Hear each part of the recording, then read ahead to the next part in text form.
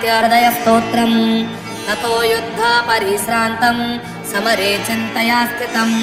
रावणं चाग्रतो दृष्ट्वा युद्धाय समुपस्थितं देवतेश्च समागम्य द्रष्टुमभ्यागतोरणम्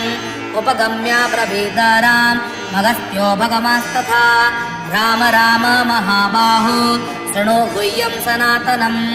येन सर्वानरिणवत्स समरे विजयिष्यसे आदित्यहृदयं पुण्यं सर्वशत्रो विनाशनं जयावहं जपे नित्य मोक्षयं परमं शिवं सर्वमङ्गलमाङ्गल्यं सर्वपापप्रणाशनं चिन्ताशोकप्रशमन मायुरवर्धनमुत्तमं रश्मिमन्तं समुद्यन्तं